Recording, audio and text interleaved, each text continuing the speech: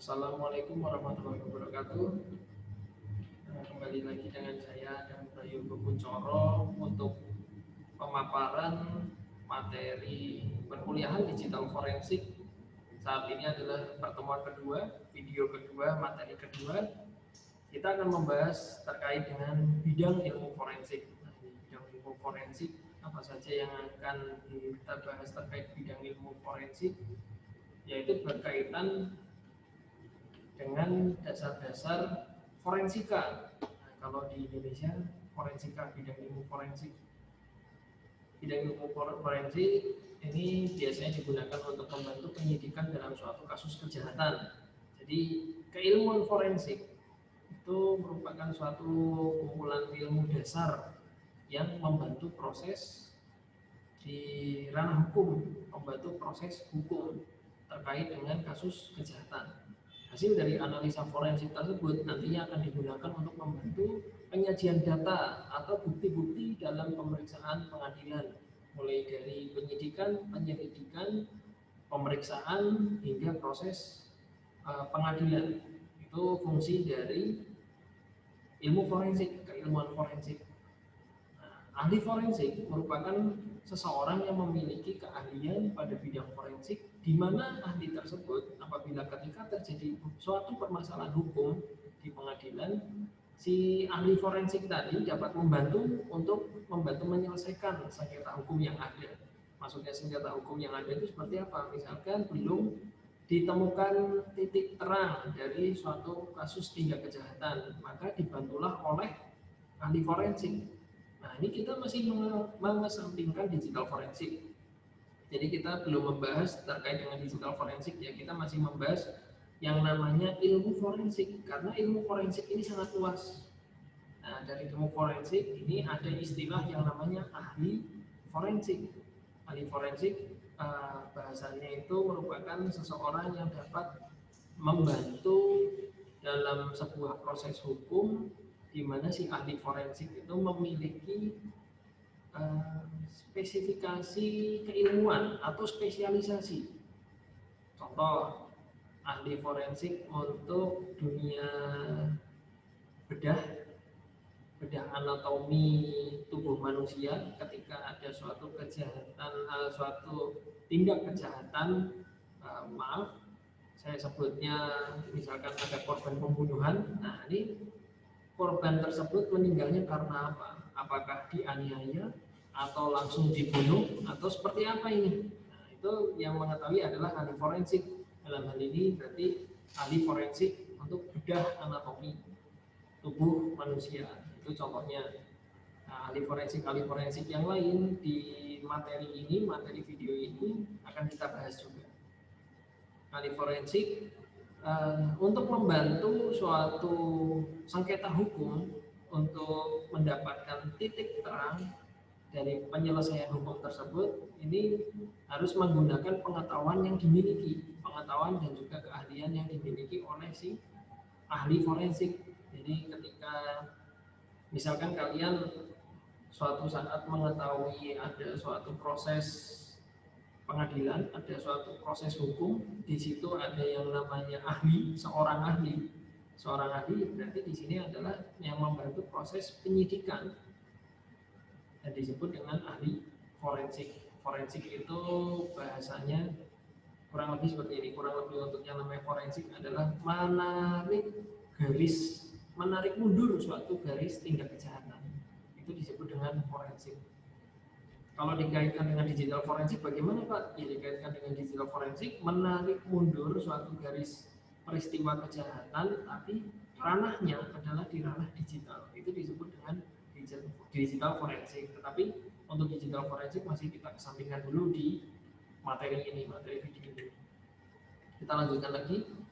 Slide berikutnya, ini secara umum ilmu forensik adalah ilmu untuk melakukan pemeriksaan dan pengumpulan bukti-bukti fisik maupun non fisik, ya, karena nanti kita akan membahas terkait digital forensik. Nah, di digital forensik yang dibahas adalah secara digitalnya, berarti tidak ada fisiknya. Tidak ada fisiknya sama sekali, bukan seperti itu.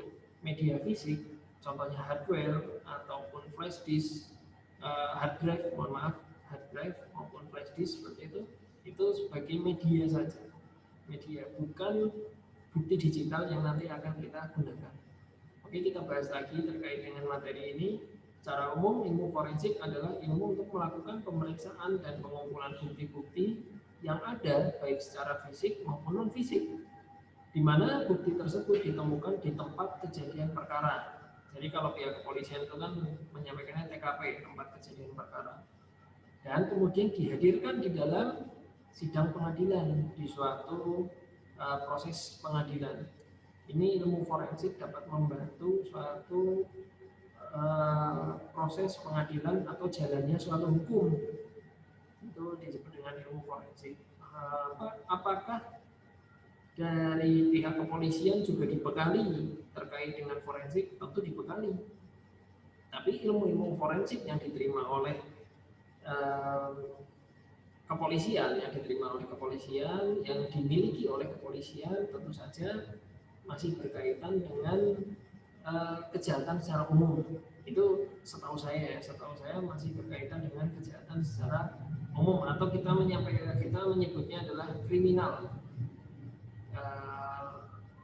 forensik kriminal secara umum. Kita lanjutkan lagi terkait dengan ilmu forensik, atau dapat juga diartikan sebagai aplikasi suatu proses atau pemanfaatan ilmu pengetahuan tertentu untuk kepentingan penegakan hukum dan peradilan. Nah, itu tadi terkait dengan bidang ilmu forensik.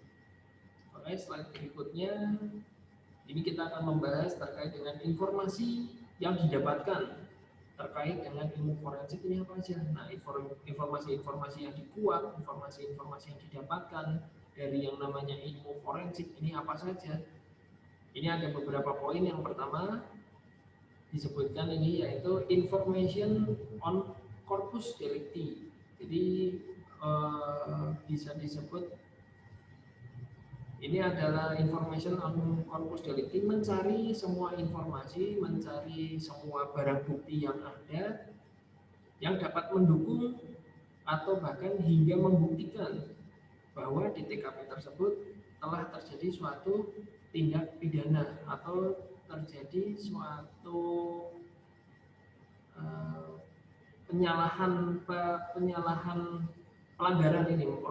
pelanggaran hukum, suatu tindak pidana atau pelanggaran hukum. Itu disebut dengan information on corpus delicti, mencari barang bukti yang ada guna memperkuat alasan, memperkuat informasi bahwa di TKP tersebut telah terjadi suatu tindak pidana. Itu information on corpus delicti. Yang kedua, information on modus operandi. Modusnya apa? Cara-caranya dari si pelaku melakukan tindak kejahatan ini karena apa? Dia ini apakah karena keperluan pribadi, karena dia sendiri, atau ada kaitannya dengan orang lain sehingga dia dijadikan sebagai alat. Nah, ini disebut dengan information on modus operandi. Ini masih berkaitan antara poin 1 yang sebelumnya tadi, information on corpus delicti, dengan poin yang kedua, information on modus operandi. Yang pertama tadi mencari barang bukti yang ada, kemudian yang kedua dari barang bukti tersebut dikaitkan dengan si pelaku. Ini si pelaku, contohnya ini, mohon maaf, saya buatkan sebuah contoh. Saya menyebutkannya lagi, ada tindak pidana penganiayaan. Nah, ini mengapa si pelaku menganiaya korban? Ini dikaitkan karena apa? Terus menganiaya si korban menggunakan alat apa? Barang bukti apa yang ditemukan di TKP sebagai alat-alat pendukung untuk dia melancarkan serangan atau melakukan tindakan kejahatan. Nah, ini masih berkaitan. Yang berikutnya nomor 3, link a suspect with a victim, yaitu pemeriksaan terhadap barang bukti yang ada di TKP. Yang tadi poin pertama, poin 1, setelah ditemukan barang bukti, di situ juga ada korban. Kemudian dari barang bukti yang ada korban, terus dikaitkan juga dengan tersangka. Ini korban dengan tersangka masih berkaitan atau tidak? Karena dalam suatu tindak pidana pasti ada material dari tersangka yang tertinggal pada korban, ataupun misalkan ada barang bukti Yang di situ adalah barang milik korban yang tertinggal di TKP. Ini link a suspect with a victim. Suatu contoh untuk poin ini, poin yang nomor 3, misalkan si pelaku tindak kejahatan masih ada keterkaitan dengan si korban. Kalau kata dosen saya pada saat saya studi S2 lalu, mudahnya seperti ini. Ketika ada kasus pembunuhan, pasti si tersangka tidak jauh dari si korban. Maksudnya tidak jauh itu masih berkaitan dengan korban, entah itu saudara, entah itu tetangga atau teman, kerabat dan lain sebagainya. Itu hal yang paling mudah diperiksa oleh pihak kepolisian. Itu kalau di Indonesia. Hal seperti ini bisa saja gugur ketika berada di lingkungan yang lain. Seperti itu ya. Ini hanya untuk lingkungan di Indonesia, khususnya di Jawa Tengah, di Pulau Jawa. Ini pola-polanya, modus operandinya itu adalah ketika di situ ada korban, katakanlah korban pembunuhan, pasti yang menjadi tersangka adalah orang terdekat, masih ada keterkaitan dengan si korban. Nah, yang dimaksud dari poin nomor 3, link a suspect with a victim. Yang poin nomor 4 berikutnya ini, link a person to crime scene. Setelah terjadi tindak pidana, banyak kemungkinan terjadi terhadap TKP ataupun dari korban yang dilakukan oleh orang lain selain tersangka yang digunakan untuk mengambil keuntungan. Yang maksudnya seperti apa, Pak? Jadi yang poin nomor 4, kok ada orang lain, kok tidak hanya tersangka. Contohnya ketika ada tersangka dibantu oleh temannya, ada tersangka melakukan tindak kejahatan dibantu oleh temannya, dan si temannya tersebut ternyata mengambil keuntungan di balik itu, atau yang kemudian dari temannya yang membantu ini selanjutnya biasanya mengkaburkan jejak atau melarikan diri. Atau ada juga hal-hal konyol yang dilakukan, misalkan dari berita-berita yang ada di Indonesia, bahkan ada juga orang yang mengambil keuntungan tersebut seolah adalah menjadi saksi dari TKP yang ada. Kemudian yang berikutnya, disproving or supporting a witness testimony. Nah, ini berkaitan dengan saksi yang ada di tempat. Saksi ini bisa menjadi dua sisi, bisa jadi merugikan korban atau bahkan akan mendukung oleh korban. Nah, ini pernyataan dari saksi.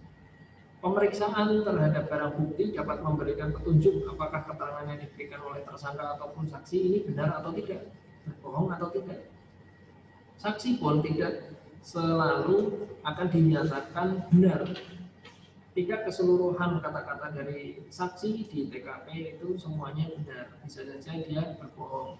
Coba contohnya seperti apa? Misalkan di situ yang menjadi saksi adalah teman ataupun kerabat atau bahkan saudara dari si tersangka. Nah, karena nggak enak sama tersangka, si tersangka tadi adalah saudaranya sendiri, temannya sendiri, sehingga si saksi tadi berbohong di hadapan hukum. Itu bisa terjadi. Poin nomor 6, identifikasi dari suspek, identifikasi dari si tersangka. Barang bukti terbaik yang dapat digunakan untuk mengidentifikasi seorang tersangka adalah sidik jari. Ya, ini secara umum menggunakan sidik jari. Karena sidik jari mempunyai sifat sangat karakteristik dan sangat individu bagi setiap orang. Apakah hanya sidik jari saja? Tidak hanya sidik jari, bisa juga berupa darah. Kemudian ada juga berupa, misalkan ada potongan rambut yang terurai di TKP, sekitar TKP, atau hal-hal yang lain yang berkaitan dengan tubuh dari si tersangka ataupun si korban. Jadi setelah diidentifikasi di TKP, ini tersangkanya siapa ya? Nah, paling mudah, ini saya tuliskan sidik jari adalah kalau kita ilustrasikan sebuah film, pasti ada film yang langsung menggunakan sebuah serbuk putih itu ya, serbuk putih atau bubuk warna putih itu ditaburkan di barang bukti di TKP, kemudian ditemukan sidik jari. Nah, mudahnya kurang lebih seperti itu. Itu untuk mengidentifikasi ini siapa sih tersangkanya. Nah, dapat juga menggunakan barang bukti yang lain yang berkaitan dengan tubuh dari si tersangka. Nah, berikutnya providing investigative leads. Pemeriksaan dari barang bukti dapat memberikan arah yang jelas dalam penyidikan. Ini siapa saja tersangkanya, apakah si saksi-saksi yang dikumpulkan itu tadi, apakah murni saksi atau bahkan bisa menjadi tersangka. Nah, ini poin yang nomor 7. Itu tadi ada 7 poin terkait dengan informasi yang didapatkan jika penerapan ilmu forensik diterapkan untuk menguak suatu TKP, suatu tempat kejadian perkara. Oke, kita ke slide berikutnya. Ini beberapa bidang ilmu forensik. Nah, ini yang pertama ada kriminalistik. Nah, kriminalistik ini adalah bidang ilmu forensik secara umum yang tadi kita bahas di awal video ini, di awal video materi ini. Kriminalistik ini secara umum yang dimiliki oleh pihak kepolisian. Nah, pihak kepolisian pasti dibekali ilmu forensik, yaitu bidangnya kriminalistik. Oh, ini ada suatu tindak kejahatan, berupa apa? Contohnya pencopetan. Nah, ini kan tindak kriminal juga, pencopetan. Kejadiannya ada di mana, saksinya ada siapa saja. Dari saksi tersebut menyampaikan si korban tadi awalnya seperti apa, kok bisa memancing kesempatan si pelaku melancarkan aksinya untuk melakukan tindakan pencopetan atau menjamret. Nah, itu kriminalistik sama seperti itu. Yang berikutnya ada kedokteran forensik. Tadi yang sudah kita bahas juga, kedokteran forensik seperti kayak membedah atau jangan bedah deh, bahasanya itu visum ya, visum dokter. Misalkan ada luka memar, ini terjadi tindakan penganiayaan sehingga terjadi memar di sekitar wajah dari korban. Nah, contoh seperti itu kedokteran forensik. Toksikologi forensik terkait dengan toksik itu jadi racun toksikologi.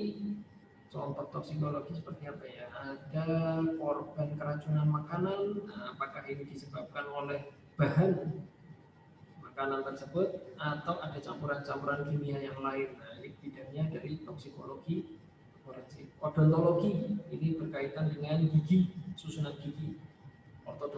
Odontologi forensik. Contohnya misalkan ada korban yang meninggal atau korban meninggal akibat kebakaran, baik itu kebakaran yang disengaja ataupun kebakaran yang tidak disengaja.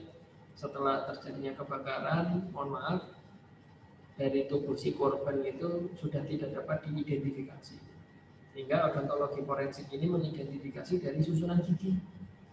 Sayangnya untuk di Indonesia tidak ada yang namanya perekaman untuk susunan gigi dari masyarakat Indonesia. Sedangkan kalau odontologi forensik ini yang pernah saya ikuti kajian keilmuan ini, sedangkan di Inggris, untuk di negara Inggris ini tertib untuk melakukan penyimpanan atau perekaman data dari susunan gigi warga Inggris untuk masyarakat di Inggris. Dan ini dicek untuk direkam atau bahkan bisa mendatangi pelayanan kesehatan atau bahasanya dokter gigi ya, ke dokter gigi untuk melakukan perekaman susunan gigi supaya lebih mudah diidentifikasi ketika diperlukan. Psikiatri forensik ini yang berikutnya. Jadi secara psikiater, biasanya psikiater terkait dengan apa nih, psikiatri forensik, psikis secara mental. Ini di forensiknya ini seperti apa? Apakah ada gangguan dari kejiwaan atau normal? Ini urusannya dari psikiatri forensik. Ada lagi entomologi, ada antropologi, ada biologi molekuler forensik. Jadi banyak. Ada farmasi forensik, yang terakhir digital forensik. Nah, ini yang kita bahas di semester ini, digital forensik. Ternyata banyak sekali keilmuan forensik Bahkan yang saya paparkan dalam slide ini termasuknya hanya sebagian dari keilmuan forensik yang bisa kalian explore lagi lebih lanjut, lebih banyak keilmuan forensik yang mungkin bisa menarik bagi kalian. Silakan nanti bisa dicari baik secara online maupun forum-forum keilmuan yang lain. Bidang ini masih terkait dengan bidang ilmu forensik. Forensika digital sering dikenal sebagai digital forensik. Nah, kalau di Indonesia ini menyebutkannya forensika digital, tapi secara umum, secara internasional penyampaiannya, penyebutannya itu digital forensik. Ini untuk digital forensik merupakan cabang dari ilmu forensik, meliputi pemulihan dan juga investigasi dari barang-barang yang ditemukan dalam perangkat digital. Seringkali dalam kaitannya dengan kejahatan komputer, ini dikaitkan dengan kejahatan komputer. Jika ada kejahatan komputer, maka yang diperlukan keilmuannya adalah keilmuan digital forensik. Nah, contohnya seperti itu. Digital forensik, istilah ini awalnya digunakan sebagai sinonim untuk forensik komputer, tapi telah diperluas untuk mencakup penyelidikan hampir seluruh perangkat yang mampu menyimpan data digital. Perangkat-perangkat penyimpanan data digital saat ini kan tidak hanya hard drive, tidak hanya flash disk, tetapi bahkan bisa sampai ke smartphone atau bahkan cloud computing. Itu bisa digunakan juga untuk dicari rekam digital yang bisa dimanfaatkan untuk mendukung suatu proses hukum. Ini dikaitkan dengan digital forensik. Oke, sudah selesai dari pemaparan materi di dalam video ini. Terima kasih kepada mahasiswa yang telah memperhatikan video ini. Kurang lebihnya saya mohon maaf. Dari Taufiq wal Hidayah. Assalamualaikum warahmatullahi wabarakatuh.